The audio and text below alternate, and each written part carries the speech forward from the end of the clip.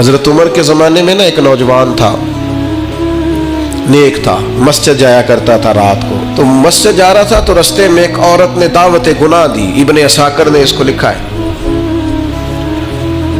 تو نوجوان تھا، خواہشات تھی، کچھ طبیعت مائل ہو گئی. ابھی ادھر جا ہی رہا تھا کہ کسی نے آیت پڑھ دی، والی من خاف مقام ربی جنتان، جو رب کے سامنے کھڑے ہونے سے ڈرے گا اللہ 2 جنتیں دے گا. واقعی ڈر گیا، وہ واقعی ڈر گیا. اتنا ڈرا کہ بے ہوش ہو کے گر پڑا.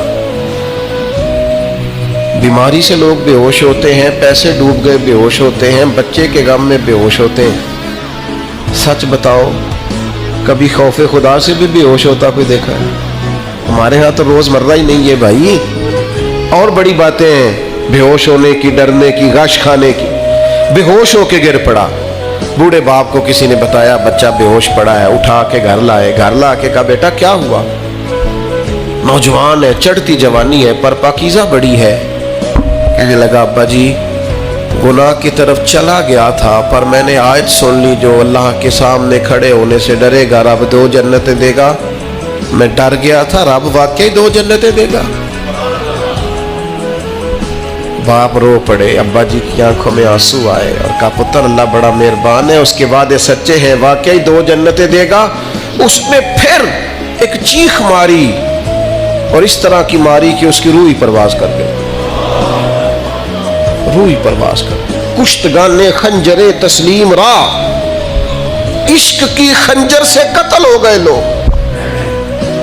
صبح حضرت عمر کو پتہ چلا کہ انہوں نے تو رات جنازہ بھی پڑھ دیا، تدفین بھی کر دی. جناب عمر فرمانے لگے اتنا نیک نوجوان خوف خدا سے دنیا سے چلا گیا، مجھے کیوں نہیں بلایا میں جنازہ پڑھتا. فاروق اعظم فرما رہے ہیں میرا شوق تھا میں اس کا جنازہ پڑھتا. کہ حضور آپ کو تکلیف نہیں دی. فرمایا بتاؤ قبر کہاں ہے؟ تے کامل پیر انہاں دے باہو قبر جنہ دی جیوے. حضرت فاروق اعظم قبر پہ تشریف لے گئے اور کھڑے ہو کے فرمانے لگے نوجوان مجھے امید ہے میرے رب نے تجھے 2 جنتیں دی ہوں گی. ابن عساکر کھول کے دیکھو تاریخ بغداد نے کیا لکھا ہے. حضرت سیدنا فاروق نے فرمایا امید ہے 2 جنتیں دی ہوں گی. قبر کے اندر سے بولا کامل پیرونا دے باہو قبر جنا دی جیوے.